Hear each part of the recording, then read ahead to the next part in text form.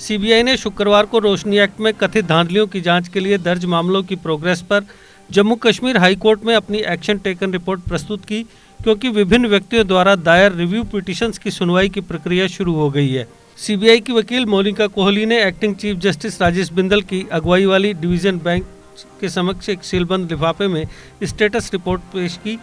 आपको बता दें कि जे.एंड.के हाई कोर्ट द्वारा 9 अक्टूबर को रद्द किए गए रोशनी एक्ट के बारे में तत्काल सुनवाई करने को लेकर हाई कोर्ट से जम्मू कश्मीर प्रशासन द्वारा संपर्क किया गया था।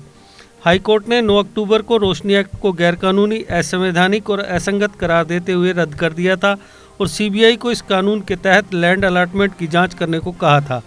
सुनवाई के दौरान अदालत द्वारा सीबीआई द्वारा अब तक की गई जांच की प्रगति की जानकारी लेने के बाद एक सीलबंद लिफाफे में एटीआर कोर्ट को सौंप दी गई। सीबीआई की वकील ने कोर्ट के 9 अक्टूबर के मामले की समीक्षा के लिए विभिन्न लोगों द्वारा दायर की गई रिव्यू पिटीशंस की कॉपीज लेने के लिए कोर्ट से निर्देश मांगे। सीबीआई ने अभी तक इस मामले में अपनी जम्मू और श्रीनगर ब्रांच में 9 एफआईआर, जिन्हें रेगुलर केसेस कहा जाता है, दर्ज किए हैं। इसके अलावा अलॉटमेंट की जांच के लिए 4 प्रारंभिक जांच दर्ज की गई हैं। सीबीआई ने जम्मू कश्मीर के पूर्व मंत्री ताज मोहिद्दीन के खिलाफ उनके नाम पर रोशनी एक्ट के तहत कब्जाई हुई फॉरेस्ट लैंड को कथित रूप से गैरकानूनी तरीके से रेगुलराइज करवाने को लेकर मामला दर्ज किया है। इसमें आरोप लगाया गया है कि मोहिद्दीन द्वारा कब्जा की हुई जमीन फॉरेस्ट डिपार्टमेंट की थी। डिपार्टमेंट ने Jammu Kashmir state land vesting of ownership to occupants act के तहत इसके रेगुलराइजेशन पर आपत्तियां उठाई थी।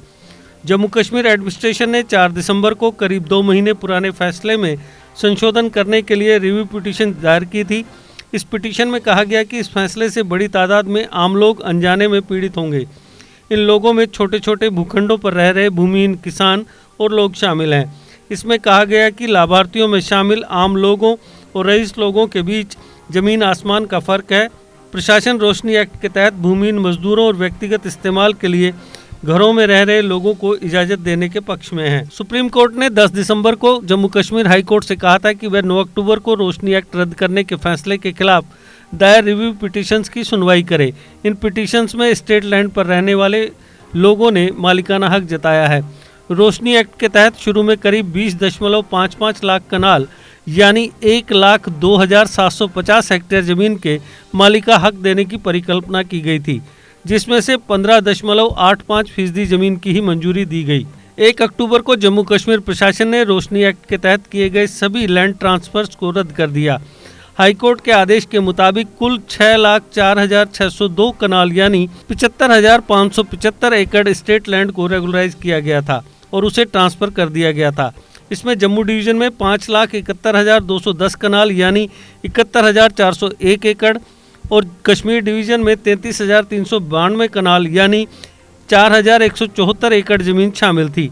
आदेश के मुताबिक रोशनी एक्ट के तहत फायदा लेने वाले मंत्रियों, विधायकों, सरकारी अधिकारियों, पुलिस अधिकारियों, व्यापारियों, उनके रिश्तेदारों या उनके लिए बेनामी जमीन रखने वाले लोगों समेत प्रभावशाली लोगों की पूरी पहचान को 1 महीने के अंदर सार्वजनिक किया जाएगा। देश के निर्माण और उन्नति में सहयोग, आपके हर कदम में आपका हमसफर। कश्मीर टर्बो टीएमटी सरिया, चाहे भूकंप आए या तूफान, सुरक्षित रहें आप और आपका मकान। अपनाइए आपका अपना कश्मीर टर्बो टीएमटी सरिया, trust and reliability. GK update रहे हमारे साथ। अगर आप ये वीडियो YouTube पर देख रहे हैं तो हमारे YouTube चैनल को सब्सक्राइब करें और बेल आइकन को क्लिक करें। अगर आप ये वीडियो Facebook पर देख रहे हैं तो हमारा Facebook पेज लाइक जरूर करें। For advertisement, please contact 705-109-1811.